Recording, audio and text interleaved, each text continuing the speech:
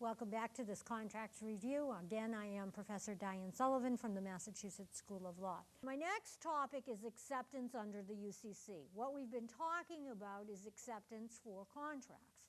We have to look at the rules for accepting under the UCC, which are substantially different. This is, in my experience, a difficult concept for students to understand. I'm going to go over it quickly and briefly. I highly recommend you get out your Uniform Commercial Code, you read 2207, you read it again and again. And then ultimately you've got to be able to state what it generally says. So if we're dealing with the sale of goods, acceptance has to be resolved under the UCC-2-207. So let's put up the first provision in 2207. 2207-1 reverses the mirror image rule of traditional contracts. And what it says is this: a definite and seasonable expression of acceptance or a written confirmation that is sent within a reasonable time operates as an acceptance, even though, and underline that, even though it states terms that are additional or different. Unless, and there's always an unless acceptance is expressly made conditional on assent to the additional or different terms. Sounds like a mouthful. What am I talking about? I am talking about a situation in which, under the UCC, we're dealing with a sale of goods, and there is an acceptance. There's an offer that comes in the mail, and there is an acceptance that comes back with additional terms. Does that defeat contract formation? Under traditional contract law, the answer is yes, it does. Because we said there's a mirror image rule. The offer and the acceptance have to mirror each other. What 2207-1 does is it gets rid of, it eliminates the mirror image rule. It says you can have an offer and you can have an acceptance with additional or different terms, and you will still have a valid acceptance, unless acceptance is made expressly conditional on assent to these new or different terms. So that's 2207-1. So the next question becomes, if you have a valid acceptance with new or different terms, what do you do with those new or different terms? Are they part of the contract? Do you throw them out? What's the relevance? Let's go to subsection 2. Additional terms, and you need to distinguish additional terms from different terms. Additional term is something that wasn't in the offer. A different term is a change from the offer. So if an acceptance has an additional term, you treat that additional term as a proposal for addition to the contract. It's a proposal. So additional terms become proposals to add to the contract. Between merchants, such terms, such additional terms become part of the contract automatically, unless the offer limits acceptance to the terms, they materially alter it, or a notice of objection is given within a reasonable time. So once again, let's go through this chart. Additional terms are treated as proposals for addition to the contract, and between merchants, they become part of the contract automatically unless one of these three exceptions apply: that the offer expressly limits acceptance to the terms, that they materially alter it, or a notice of objection is given. So merchants need to read their mail. And if there's an acceptance, if there is an acceptance that has additional terms, those additional terms become part of the contract unless they materially alter it, or the party objects to them, or the offer had limited acceptance to its terms. So that's what you do with additional terms. What about different terms? Different terms, we go to what is called the knockout rules. Different terms never become part of the contract. They knock each other out. They cancel. Different terms are not part of the contract. Now, if the different terms are of a non-material nature, you just delete them. They knock each other out. What do you do with a situation where different terms prevent contract formation because they are of such a material aspect. Some merchants decide on a very large object, large objects, maybe they're cars. The offer says, you know, I'll sell you these cars for $15,000. The buyer says, I accept for $10,000. You can't have a contract because you've got disagreement over a material aspect of the contract, the price. But what if the parties act as though they have a contract? The seller ships the cars and the buyer accepts them. What do you do now? Well, you go on to subsection 3 of 2-207. So let's put that up on the screen for you to take a look at. 2-207-3 deals with acceptance by conduct. The parties act as though they have a contract even though the writings don't agree. What 2-207-3 says is conduct by both parties that recognizes the existence of a contract will be sufficient to establish the contract. It is formed by virtue of the conduct. Okay, so if you got a contract, then what are the terms going to be? You take the writings and you match them up, and the terms that agree, the terms that are in agreement are part of the contract. As to other terms that disagree, you knock them out and you use the UCC to gap fill. So 2-207-3 is the section of 2-207 in which you do not have agreement according to the papers. However, the conduct of the party acts as though there is a contract. So we use the conduct to recognize the existence of a contract. And what we do then is we take the writings and match them up where they agree. Those are the terms of the contract. Where they disagree or where they are absent, you then gap fill from the UCC. So that is 2-207. Very difficult concept usually for first-year law students. You usually revisit this again in the UCC, at least clearly. If you take me for UCC, we spend substantial time on this once again. The next thing I need to talk with you about is acceptance under 2-206 of the UCC. Under 2-206 of the Uniform Commercial Code, an offer to buy or sell goods may be accepted in any reasonable manner. So the code rejects the bilateral unilateral distinction. You can accept under the UCC in any reasonable manner. An order for goods may be accepted either by shipping the goods or by promising to ship. So once again, distinction, elimination of the unilateral bilateral distinction. Now, what about the situation where goods are shipped that are non-conforming? They don't conform to the contract.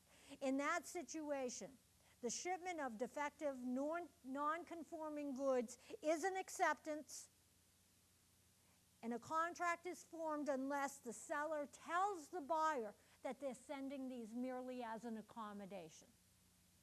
The buyer, of course, can reject them.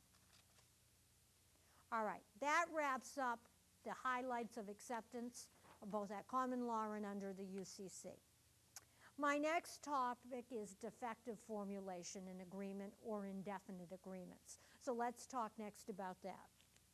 Let's put up on the screen a graphic I've prepared on indefiniteness. Contracts that are entered into by parties may end up to be unenforceable because they're vague. For example, if I hire you and you're up for a contract renewal and I say, quote, if you continue your employment with me, when I close my books, I'll give you a fair share of the profits. I promise to pay you a fair share of the profits.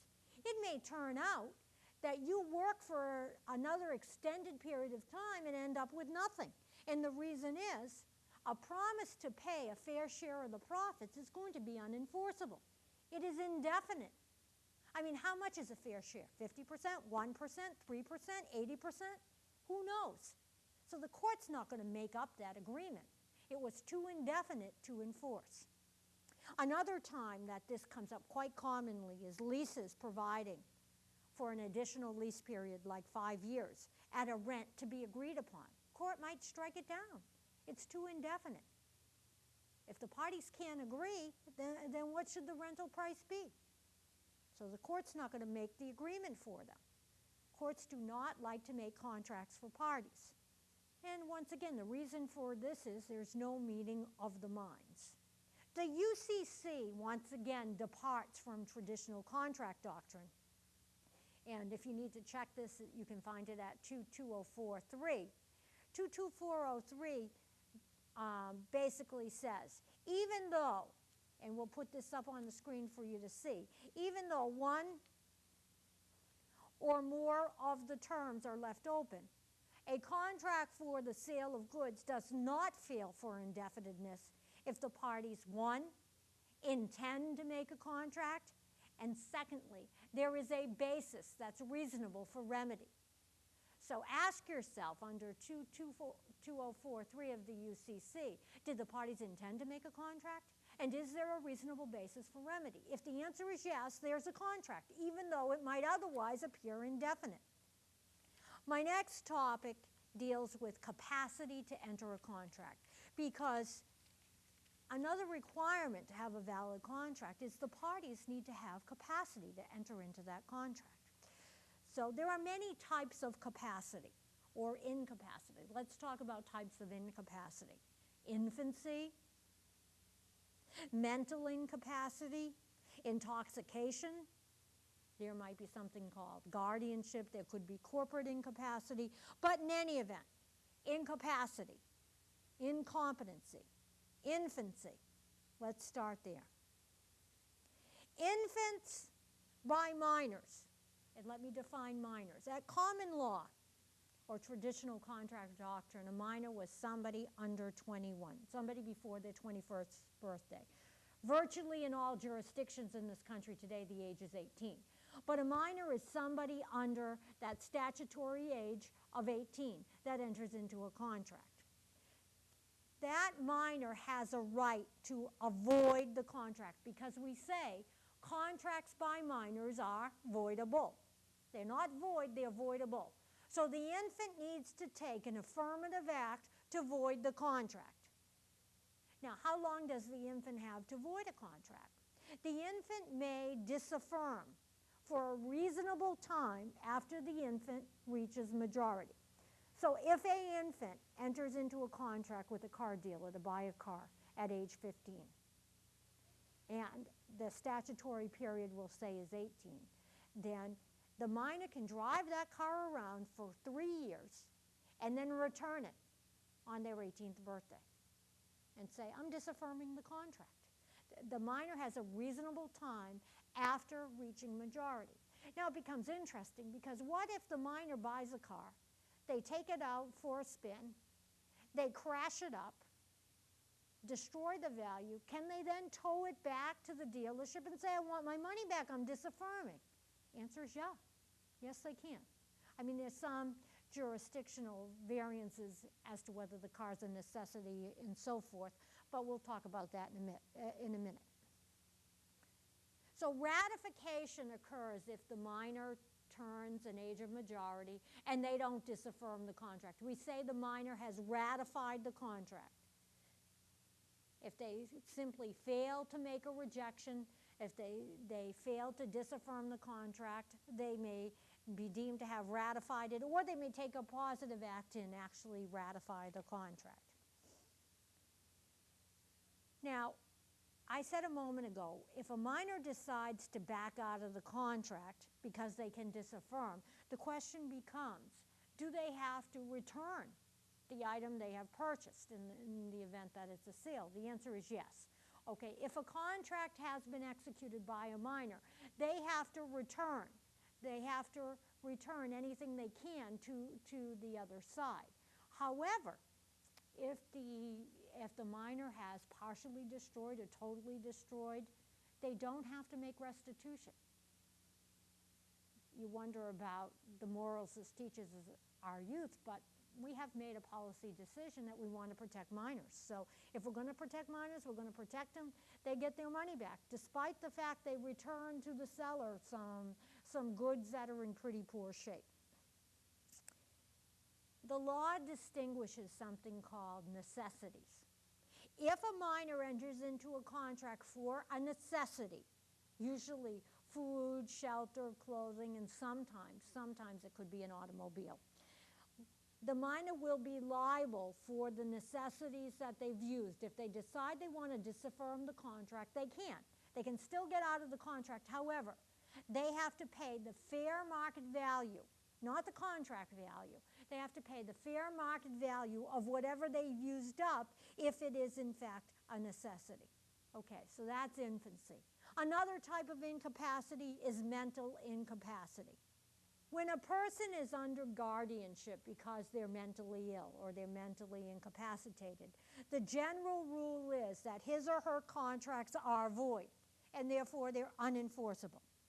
So if somebody has been adjudicated mentally incompetent, they have a guardian, their contracts are void.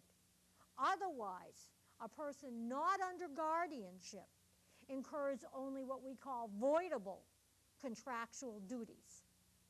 If they are unable to understand in a reasonable manner the nature and the consequence of the transaction, or if they're unable to understand in any way and the other side knows of the condition, it becomes a voidable contract by the mentally incompetent who has the burden of proving that incapacity.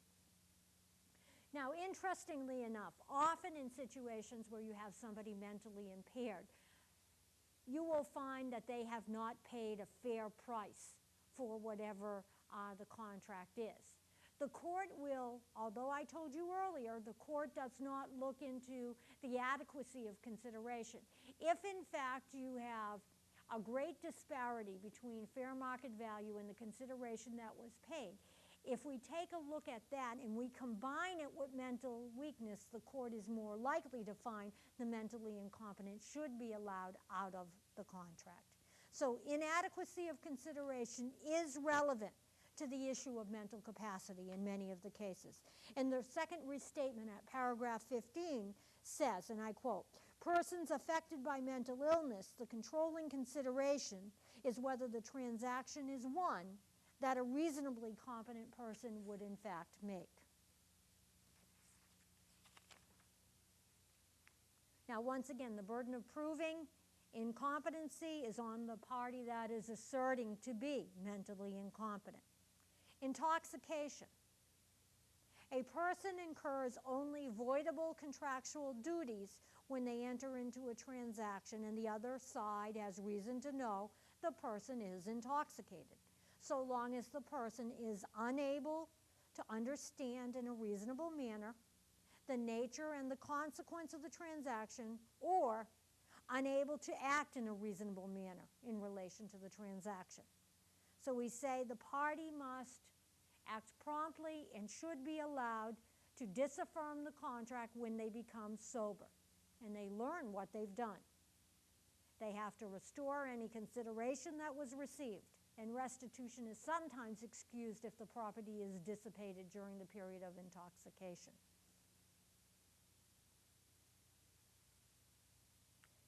Once again, if the party that is claiming to be intoxicated has some understanding, the controlling consideration is going to be, would a sober person have entered into the deal?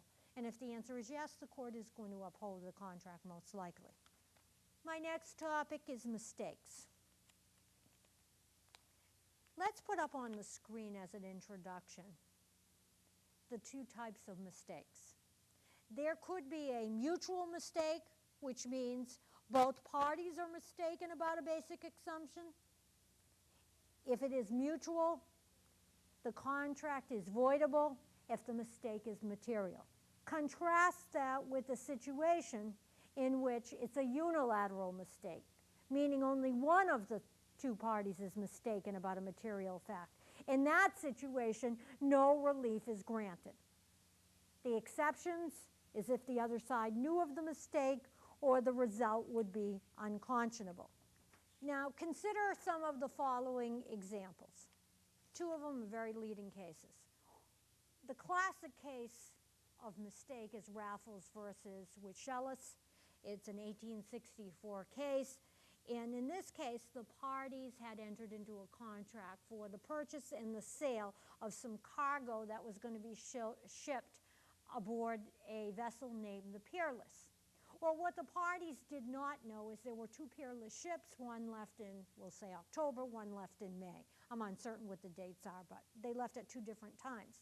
Neither party was aware that there were two ships named the Peerless, both sailing at different dates. So each side had a different peerless in mind. The court said, there's no meeting of the mind. There was no consensus on the same thing. Therefore, there is no contract, and the parties are left where they stood before they entered into the deal. No contract. That's an example of a mutual mistake. Another famous case is the situation at Sherwood versus Walker. It is a case where one side agrees to sell a cow to the other side. Both sides believe the cow is infertile, which means it's worth a lot less, can only be sold as meat. And in that situation, the cow turns out to be, in fact, not barren, but with a calf. And the court, at that particular time, granted relief, saying, hey, this is a case of mutual mistake, and the parties ought to be able to get out of the deal. Now, once again, a unilateral mistake is a situation where one of only two of the parties to the contract is mistaken. In such a situation, relief is not going to be afforded the mistaken party unless the other side knew or should have known about the mistake, or the situation in which the result would be unconscionable. So that's basically an introduction into the law of mistake. Another issue that arises oftentimes is mistakes in transmissions, where an intermediary is used, maybe the telegraph company, and there is a mistake made in the transmission. The majority of courts will say a contract is formed on the terms that were actually transmitted, unless the offeree had reason to suspect that a mistake had been made. The offeror is the party who chooses who they wish to transmit their message, and they ought to be responsible. Of course, they can then go ahead and sue if there's an action against the transmission company. Okay, next topic is the area of fraud, misrepresentation. When is there a duty to disclose? If a person makes a fraudulent statement or they make a misrepresentation of fact, they may be liable in a different doctrine, that's tort law, for damages that result from the misrepresentation. The tort of misrepresentation is covered in your torts class. In contract law, though, a misrepresentation made in connection with an agreement between the parties may prevent the formation of a contract or make the contract voidable. So, let me define first for you what is a misrepresentation. It is very simple. A misrepresentation is an assertion that is not in accordance with the facts. It's that simple. If the misrepresentation is made with scienter, it is clearly fraudulent. And under the second restatement of contracts at paragraph 162, it is also fraudulent if the person either does not have confidence in the truth of the assertion or knows they have no basis for it. Now, a question that often arises is, if you know something, do you have a duty to disclose it? Let me begin by telling you the modern view. The modern view is that a seller has a duty to disclose material facts where, number one, it will prevent a previous assertion from being a misrepresentation or from being fraudulent or material. To correct a mistake as to a basic assumption, and to not do so would be in bad faith. Third, to correct a mistake as to the contents or the effect of a writing, evidencing or embodying an agreement, or if there is a relationship of trust and confidence between the parties, then there is, in fact, a duty to disclose. Absent those situations, there is typically no duty to disclose. Now, let me distinguish for you fraud in the factum. Fraud in the factum is also known as fraud in the execution. It occurs when there is a fraudulent misrepresentation that prevents a party from knowing the character or the essential terms of the deal. That is a situation of fraud in the execution or fraud in the factum, whichever you wish to refer. Where, however, the person could have discovered, with the exercise of just reasonable diligence, the character or the essential terms, then it does not rise to the level of being fraud in the factum. They would be stopped from asserting an action based on fraud in the factum. Now, fraud in the inducement, if you will. Fraud in the inducement would be defined when there's a misrepresentation that is being used to induce someone to enter into a contract. It is called fraud in the inducement, and the contract is voidable. So that's the difference between the two. Another similar concept is that of duress. Duress would be defined as free will being overcome by threat, and therefore the bargain is not enforceable. In other words, it might begin like, unless you agree, the threat, that's duress. It deprives a party of their meaningful choice because the party's under duress. So that would be a defense. Void or voidable contractual situation when the contract has been executed with duress. Let's talk about unconscionability, unconscionable contracts. Section 208 of the Second Restatement on Contract provides the following. If a contract or a term thereof is unconscionable, meaning it shocks the conscience, the court may refuse to enforce the contract or may enforce the remainder of the contract without the unconscionable term, or may so limit the application of any unconscionable term as to avoid an unconscionable result. The UCC is basically in accord with this. Now, unconscionability can arise in a situation where you have price unconscionability. Case I'm certain that you'll do in contracts, Jones versus Star Credit, where somebody buys a refrigerator at over 3 times its price, a poor person, I think a person that was on welfare. One can make an argument that the price was unconscionable, and therefore the buyer should be allowed out of the contract. Another situation commonly arises in something called a confession of judgment clause or a warrant of attorney, which I call as the most drastic civil document known to mankind. It's basically like going into battle, but first throwing down your shield. You're giving up your defenses. You're saying any attorney can go into court and get a judgment against you. You're waiving your defenses in advance.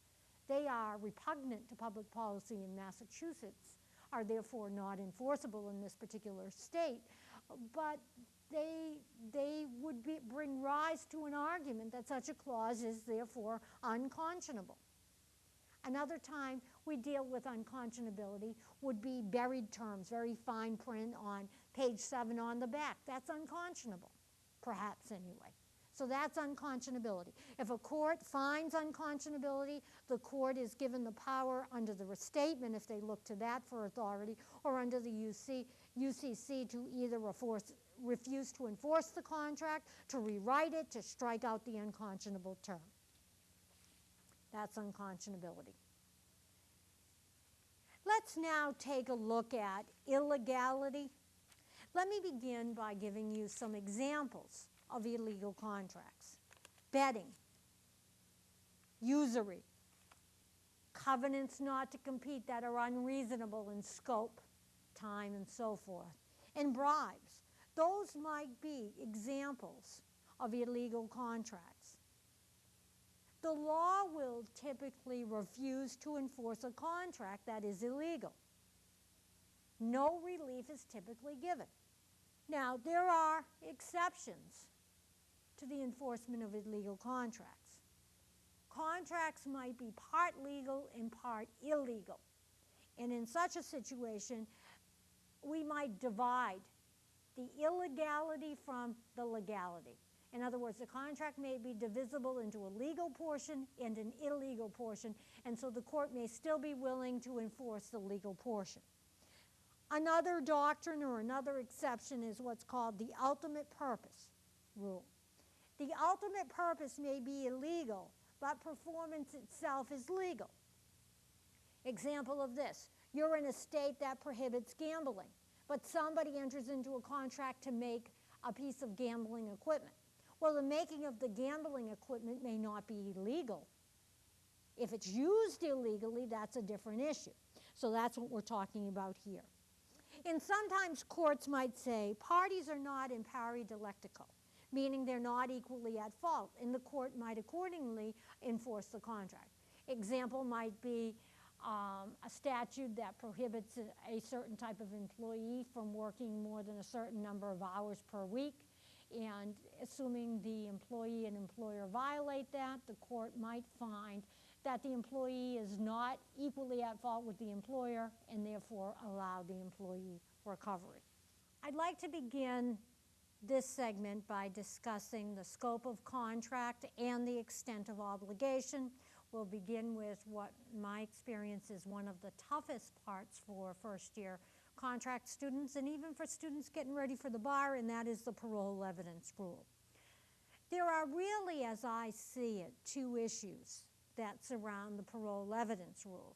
The first issue being whether a party can prove prior or contemporaneous agreed to terms which alter or change the writing. So that first issue is whether one party may prove these prior terms or contemporaneously agreed to terms that are different from the writing. And second issue in parole evidence surrounds interpretation.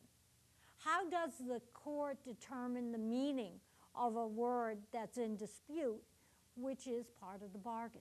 Those are your two parole evidence issues. Now, when a contract is in writing, our courts have taken the position that the writing is probably representative of the parties' agreement. And that is especially true if the writing is complete and a final expression of the rights and duties of the contract. The parole evidence rule then excludes evidence of statements that have been made either by the parties prior to the agreement or at the time of the signing if they vary or contradict the writing. So your question has to be this. You begin with whether the parties intended to adopt the writing as their agreement. A writing can be totally integrated, partially integrated, or there can be no intent to integrate whatsoever. So you need to decide the writing, the agreement. Is it totally integrated, meaning final and complete expression of the agreement? Or is it partially integrated, which means it's final only as to the matters covered by the writing? Or was there no intent to integrate? The writing was not intended to represent the parties' agreement. So you need to begin by assessing the type of writing you have before you can then see how the parole evidence rule really works. Now, one thing I want to point out to you, sometimes a writing will have what we call a merger clause. The merger clause will say something like this. This writing is intended to be the final and complete expression of the agreement between the parties, and other evidence is not admissible. That would be an example of a merger clause. A merger clause is strong evidence that the parties intended to integrate the writing. It is not in any way conclusive evidence. So just keep that in the back of your mind. Also remember that the parole evidence rule does not bar admission of the following evidence. It does not bar this extrinsic evidence. It does not bar subsequent oral agreements. They were made after the contract. No contract defenses are barred by the parole evidence rule. So if we're asserting a defense of fraud, mistake, duress, incapacity, or illegality, parole evidence is admissible. A condition precedent or condition precedent, as some people call it, may be shown by parole evidence. These are things that the parole evidence rule does not bar. Parole evidence is admissible if there's an ambiguity in the written agreement. Custom and usage are highly looked to supply information as to what the parties intended. Parole evidence of collateral agreements is admissible. It's a separate deal, a separate agreement, and that can be proved by parole evidence. Okay, so that's some background information on parole evidence. Let's see how the parole evidence rule really works. The parole evidence rule basically says contradictory parole evidence will not be admissible unless the parties did not intend to integrate their writing. So if you look at the writing and you see there was no intent to integrate, well, then perhaps your contradictory parole evidence could come in because the writing is not supposed to reflect the parties' agreement. On the other hand, if it's an integrated document, contradictory parole evidence is not going to be allowed in because we have made a decision that the writing is representative of what the parties agreed. Parole evidence that supplements a writing is admissible if it's consistent. If it's consistent, so long as the court finds that the writing was not totally integrated. So once again, parole evidence that supplements, as a general rule, is admissible if it's consistent, unless a court finds the writing was a total integration. In that case, parole evidence should have been in the writing and is therefore not admissible. The exceptions being a separate deal or ambiguity that is present. That is a very basic review of what the parole evidence rule says. Remember, even under the UCC, the intent of the parties controls. What did the parties intend? Did they intend it to be a final expression of their agreement? If they did, then you're not going to get in other evidence that's going to change, alter, vary, modify that agreement. Now, how do you tell whether the agreement was intended to be totally integrated? Is it partially? Is it not integrated? Well, some of the things you look at is the formality of the writing. The more formal, the more likely it was the parties intended an integration. So take a look at that. Take a look at whether there are merger clauses and so forth. Parole evidence that is contradictory, the court is not going to want that to come in, especially if there's a totally integrated writing. As a general rule, parole evidence that merely explains or supplement will come in so long as it's consistent. Okay, let's move on to conditions. I agree to buy your sub if I can get a bank loan for 6% or less. The condition in this particular agreement is that I can get a bank loan for $6,000. If we assume that there are no loans available for under 6.5, I'm not obligated to go through with the deal because there was a condition to contract liability. The condition being that I could get a bank loan for 6% or less. Example, I will buy your car if you paint it red by December 1st. The condition to my contract liability is that you paint the car red by December 1st. If it is still blue on December the 2nd, I have no contract liability. The topic is conditions. The obligation to perform is expressly conditioned upon some event or some action by the other party. An express condition prevents contract recovery unless the condition is fulfilled. Now, the law has traditionally distinguished conditions precedent or precedent from conditions subsequent. The difference between the two is merely procedural. It goes to the burden of proof. If a condition is classified as a condition precedent, then the promisee has the burden of proving that the condition occurred before they can recover. On the other hand, if the court's labeled the condition to be a condition subsequent, then the promisor must prove the condition, or else they'll be liable on the contract. Now, that was the old terminology. The second restatement of contracts has done away with the distinction between conditions precedent and conditions subsequent. Conditions precedent, according to the second restatement, are merely referred to today as conditions, which is defined as, quote, an event not certain to occur, which must occur, unless its non-occurrence is excused before performance under the contract becomes due. See, this is why they pay us the big bucks. All right, once again, conditions precedent are defined today as simply a condition, which is defined as an event not certain to occur, which must occur, unless it's excused before performance under the contract becomes due. Under the second restatement, conditions subsequent are really just dealt with under the rules for discharge of contracts. Now let's talk about satisfaction, personal satisfaction as a condition. If I enter into a contract to purchase a picture you're going to paint, and it says it's conditioned on my personal satisfaction, then I don't have to buy that picture unless I'm personally satisfied. So the question becomes, when a contract is conditioned on personal satisfaction, is that subjective or is it objective? And the courts have said that if it is a contract surrounding personal taste, it's a subjective standard. The promisee must be personally satisfied. On the other hand, if it is something that is not of personal taste, then in fact it can be satisfied by an objective standard. There's a very famous case we study in contracts. It's the Gibson case, in which this young girl is killed, and some artist sees her picture in the obituary.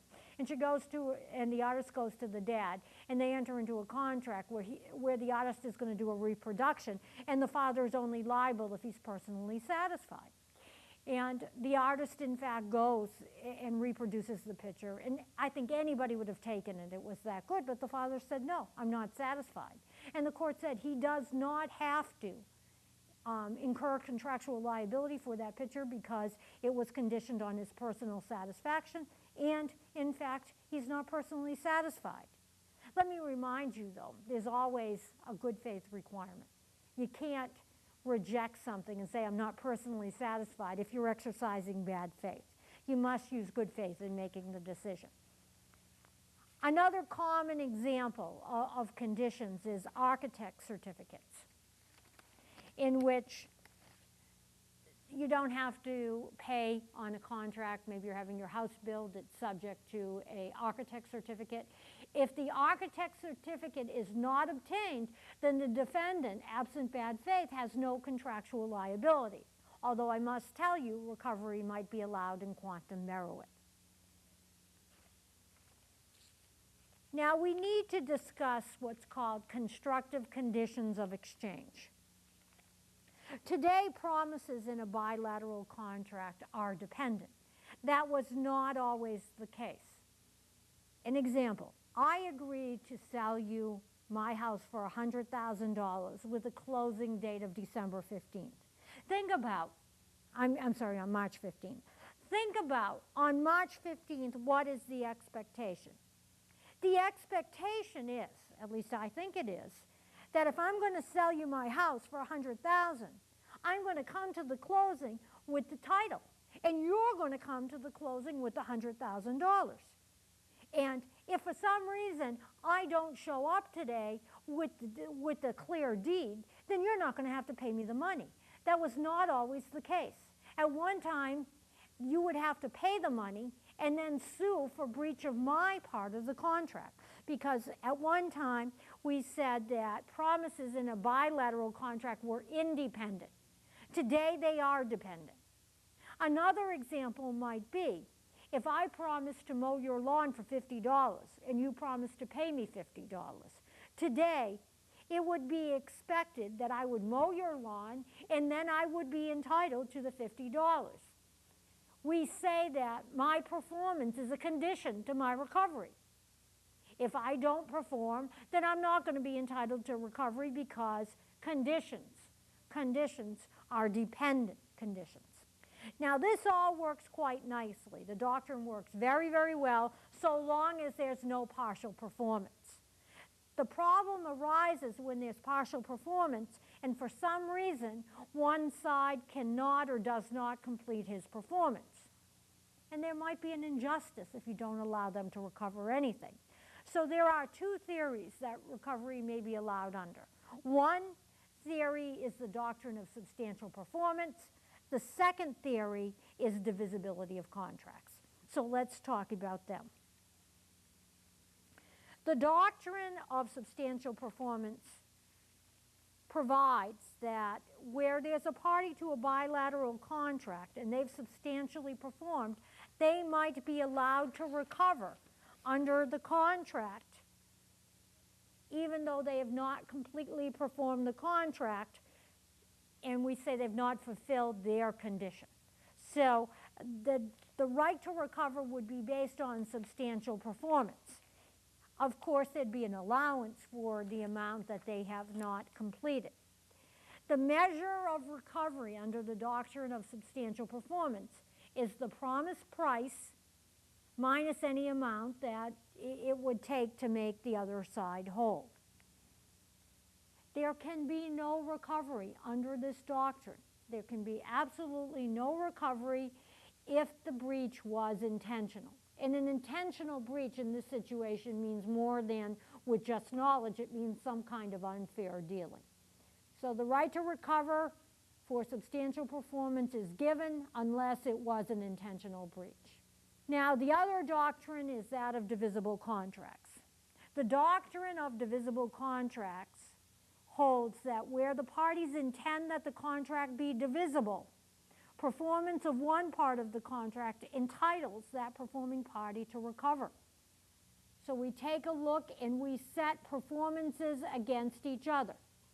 It is usually easy to tell whether a contract is divisible. Generally, when one part of the performance is set against the performance of the other side, there is a divisible contract. But this rule is not without exception. Let me first tell you, an employment contract is the best example of a divisible contract. You might hire somebody for a year, but you pay them weekly. So you divide the contract into weekly performances. One area that the bar examiners often test, it's really a trick question, is dealing with the situation in which somebody enters into a contract to have, for example, a house built. And what the contract says is the contractor is entitled to $10,000 when they pour the foundation, $20,000 when the sides are up, $50,000 when the roof is on. Is that a divisible contract? You're thinking, yeah, sure it is. Okay, you get $10,000 for pouring the cement and so much for putting up the walls and so much for the roof. Wrong. That is not an example of a divisible contract. I want one house.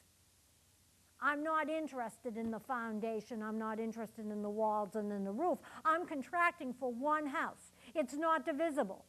All we're doing is setting up the time for progress payment. So that is not an example of a divisible contract. Where there is a divisible contract, where a contract is deemed to be divisible, each part of the contract is treated as being independent for purposes of the constructive conditions of exchange. So if I hire somebody, for example, to build me 3 houses on Cape Cod, and I agree that I'm going to pay the builder $140,000 upon completion of each house, we could make an argument that that's a divisible contract. The agreement was to treat each house independently. That would be an example of a divisible contract. Okay, let's talk about some defenses: impossibility, impracticability, and frustration of purpose. Impossibility occurs when the promisor has promised to do something and it becomes objectively impossible to perform without that person's fault. Performance is impossible, therefore the party is excused. A leading example of impossibility of performance occurs when you enter into a contract and the subject matter for that contract is destroyed, well, then we'll say the party is excused. How can they perform? The subject matter has, for example, burnt down. You'll read about a very famous case in which a music hall is rented out and the music hall burns down. It's impossible to perform. Okay, so that's an example of impossibility. Another leading example of impossibility might occur in a personal service contract when the party dies. How can they perform? The party's deceased. So that might be an impossibility defense. Or if performance becomes illegal, the laws change. It's now impossible to perform. Let's talk about impracticability. What do we mean by impracticability? Impracticability is usually under UCC Article 2, and it has 3 prongs to it. Impracticability would be defined as a contingency occurring. That non-occurrence of that contingency was the basic assumption of the contract, and performance, therefore, is impracticable. A contingency happens. The parties did not plan for the contingency, meaning it was not a basic assumption of the contract, and performance accordingly is impracticable. That is what we're talking about, impracticability. It is not a very successful defense in most courts. It arises sometimes there's a fire, there's an embargo, makes prices go up, and party wants out of the contract because they say it's going to cost them too much. So performance is impracticable. Courts are reluctant, as they should be, to let the party out under this doctrine, although it does succeed on occasion. That's impracticability. A third doctrine is that called, and it's a defense, frustration of purpose. A very old, famous case, frustration of purposes. This couple, they rent a room. And the reason they rent the room is because they want to view the coronation of the king. The parade is supposed to go right underneath the room. There's a sign on the apartment house that says rooms are ideal for viewing the parade. They rent the room, and the king gets sick, and so the parade never occurs. And they want to get out of the contract. They say they have a defense that the purpose of the contract to view the coronation of the king was frustrated, and therefore they should be excused under the contract. So that is a situation where one could raise a defense of frustration of purpose. There are very few cases in our books in which the courts have gone along with such a defense. And so it's one that is used very, very sparingly, both in American courts and in early English courts. In every contract, there is an implied obligation of good faith. It's what's called the duty of good faith. Restatement of Contracts at Section 205 says, every contract imposes on each party a duty of good faith and fair dealing in its performance and in its enforcement. The UCC provides for the same thing. So there is a requirement that all contracts be performed and enforced in good faith. What do we mean by good faith? Honesty. Honesty in fact, under the UCC, good faith is defined as honesty in fact, and observance of reasonable commercial standards of fair dealing in the trade. I often tell people, if you're only going to court on a theory of breach of the implied obligation of good faith, you've got a tough row to hoe. Damages. Damages are complicated. You need to be able to do the calculations and so forth when you're involved in a contractual dispute. What I intend to do in the next few minutes is give you just a highlight and an exposure to some of the rules of damages. As a general proposition, when we're talking about breach of contract damages, our goal is to get to post-contract condition, to give the party the benefit of the bargain. There might also be additional damages that are due, something called consequential damages that goes beyond the loss of the benefit of the bargain. There are alternative theories of damages known as restitution and reliance. I'd like to begin by talking about expectancy damages, the benefit of the bargain. Goal, once again, is post-contract condition. Take the injured party and get them in as good a position as they would had the contract not been breached, the benefit of the bargain. Example, I enter into a contract with you for the sale of my car for $7,500. And I breach. I decide not to sell you my car. You go out and you buy a similar car for $8,000. What's your expectancy damages? $500.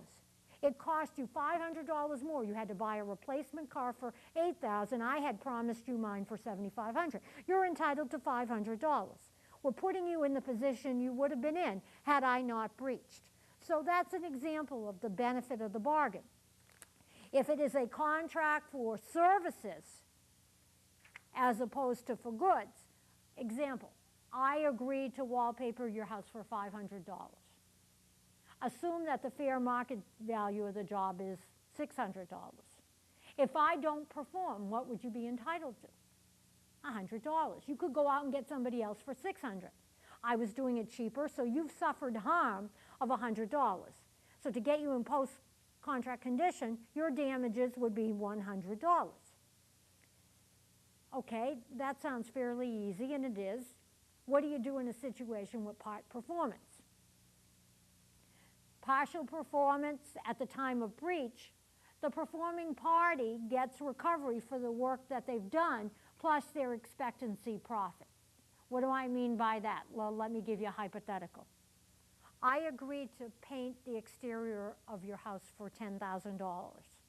Assume that my costs are $9,000 for the paint, the ladder, and so forth. So what's my expected profit? It's $1,000, right? I said $10,000, my costs are $9,000, the difference is $1,000. That's how much I'm going to make. That's my profit.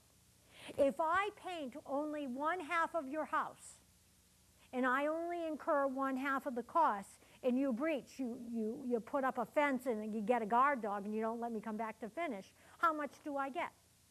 Well, my cost were $4,500.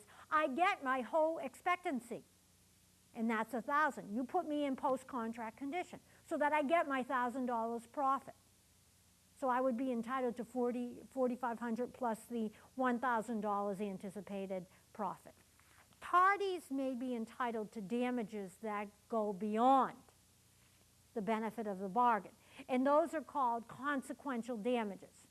Consequential damages are defined as the natural and the probable consequence of the defendant's breach. For example, let's assume I enter into a contract with a builder to build me a restaurant. And the builder knows that I want it done by October the 31st. That's what we agreed to, because in fact I have rented it out for holiday parties. I've rented it out for holiday parties. I've rented it out for weddings and so forth. If the builder breaches and they don't build me the restaurant, then I'm going to want to recover.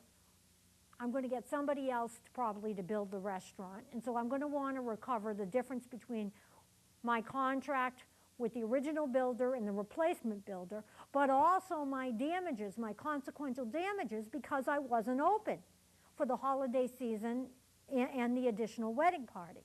The trouble that I'm going to have, I'm going to want my lost profits.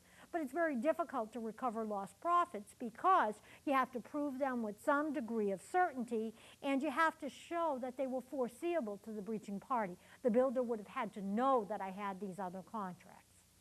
Okay, that's an example of a consequential damage. There's a very famous case. It's called Hadley versus Baxendale. This was a situation in which a plant that was operating and had a number of people, they had a broken shaft. So they call the courier service, and the courier service is to take this broken shaft out and have it fixed and get it back. And what happened is there was a delay, and the plant gets closed down as a result for a number of days, 4 I think it was. And the plant sues the courier company, claiming they wanted consequential damages for the loss resulting for the stoppage of work. Now, the court held in that case to recover those consequential damages, the damage must be fairly and reasonably considered that arises naturally from the breach or was foreseeable. It was in the contemplation of the parties at the time of the contract. So in other words, the Hadley v. Baxendale rule is damages to be recoverable as consequential damages need to be natural and probable consequence of the breach or be within the contemplation of the parties, meaning they were foreseeable. So that's your rule on consequential damages.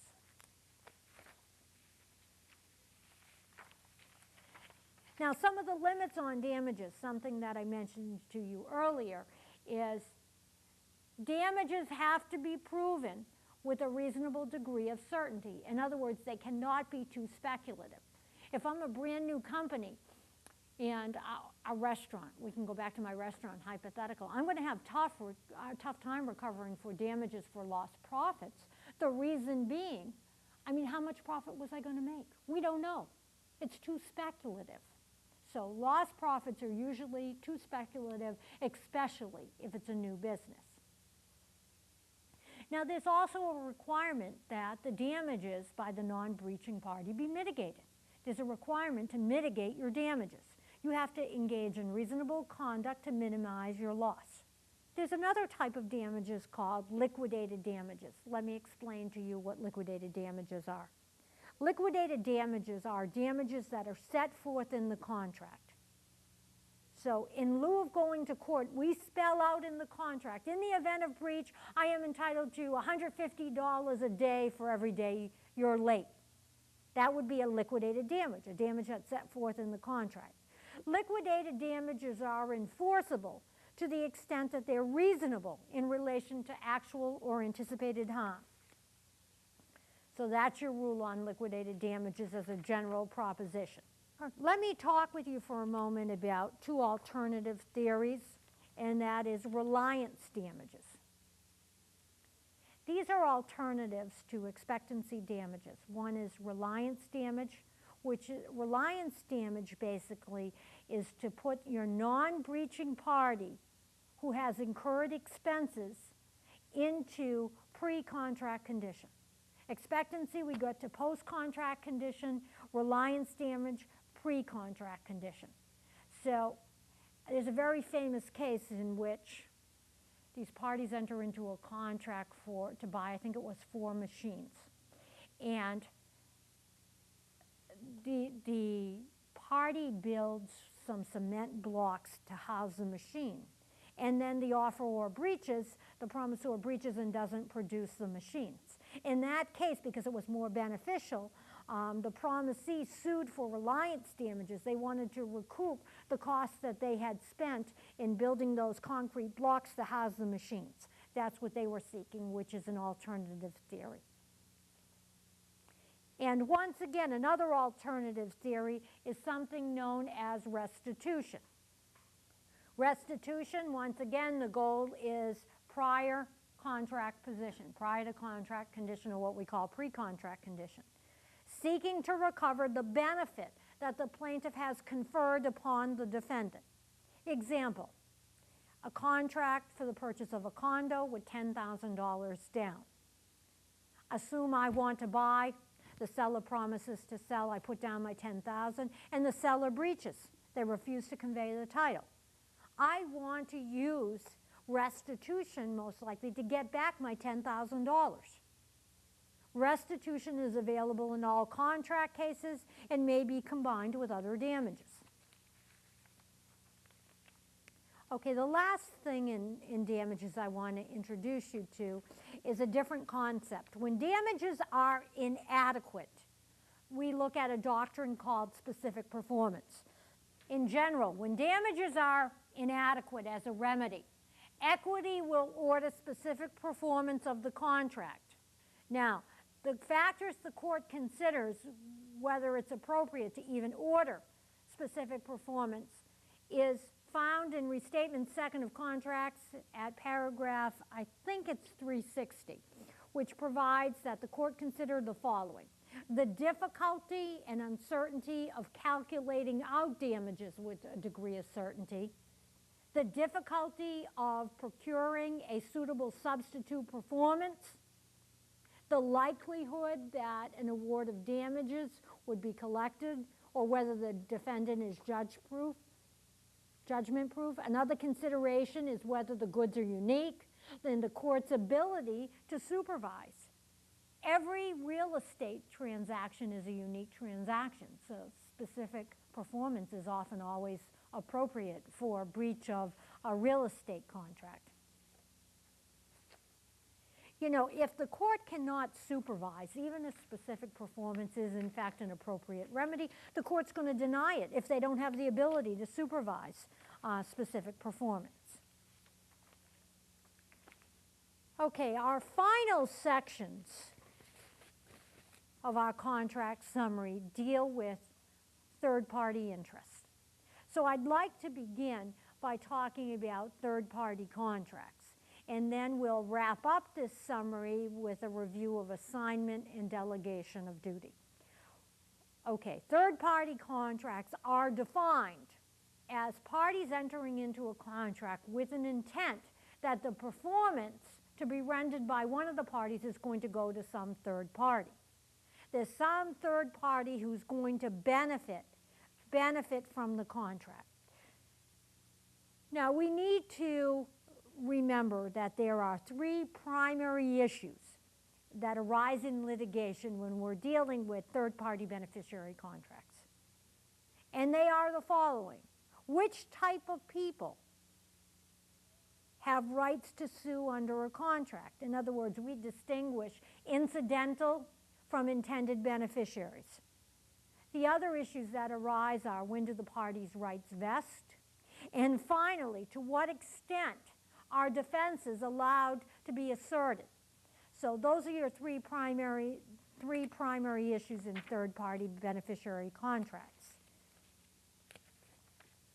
Now, under the first restatement of contracts, and sometimes the bar references this, so I want to tell you about it, beneficiaries who could sue under a contract as a third party were labeled either to be a donee or a creditor beneficiary.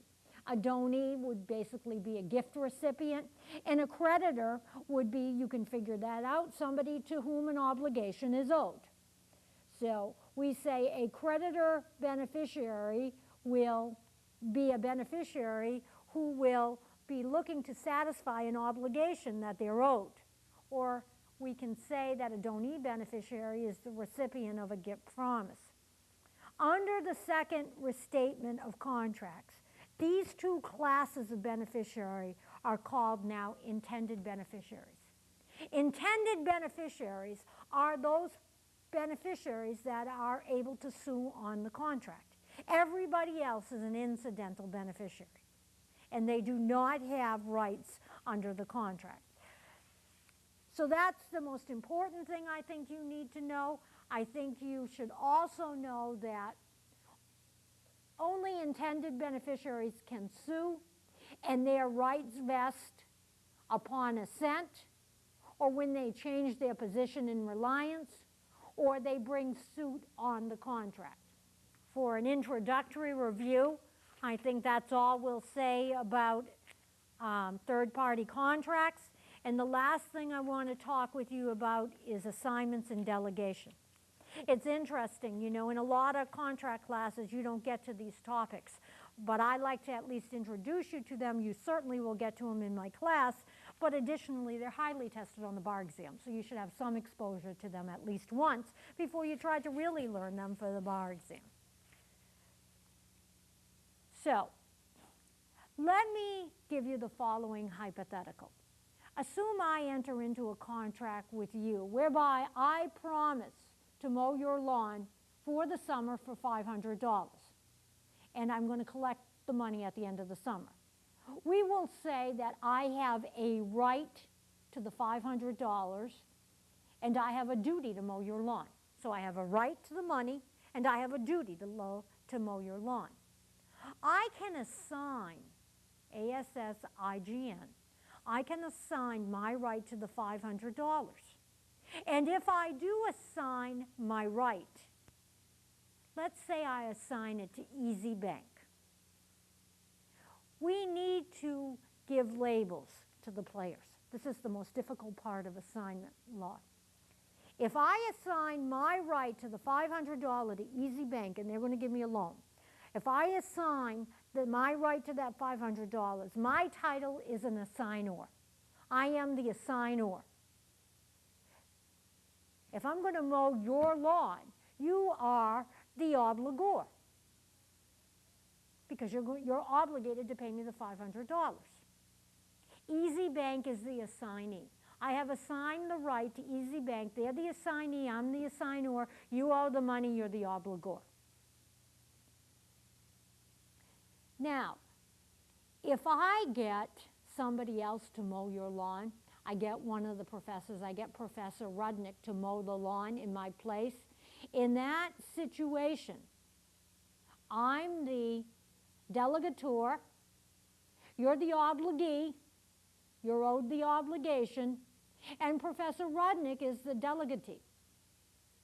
So that's the most difficult part, is trying to get that terminology down. But basically, rights are freely assignable. We have a policy that an assignment is a transfer of rights, and the general rule is contract rights are freely assignable. The exception would be if they would materially increase the risk or the duty of the obligor, or if in the contract we say any assignment is void. You must use the word void. All assignments under this contract are void. Then they are not assignable. It's interesting. If I said something in the contract like, assignments are prohibited, they're not prohibited. Even though it says they are, the law says contracts are freely assignable, and those words do not stand. So if you want to prohibit assignment, you must use the word void, because we've made a policy decision that assignments, transfer of rights should be, in fact, freely assignable.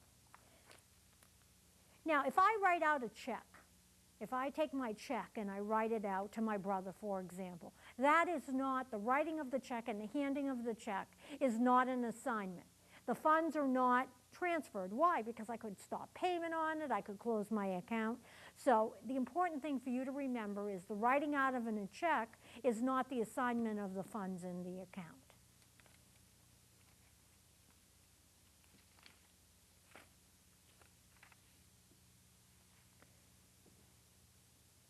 An assignee gets whatever rights to the contract that the assignor had. The assignee gets whatever rights to the contract that the assignor had, but the assignee takes subject to defenses that the other party could have raised against the assignor. So example, if I agree to paint your house for $1,000 and I assign my right to the $1,000 to Professor Coyne, you could raise any defenses you have against me against Professor Coyne. I mean, that's only fair. So those are some of your key issues in assignment, although there are many more. This is intended to serve only as an introduction. Let's talk lastly about delegation. Delegation means you get somebody else to perform your obligation. The general rule is obligations under a contract can be freely delegated. The exception is personal service contracts that involve a special skill, or there's a prohibition in the contract. Unlike assignments, prohibitions in the contract against delegation are in fact upheld. So, those are some of the key things on assignment and delegation. And with that, I'm going to leave you, wish you the best in your study of contracts, and thank you for joining me.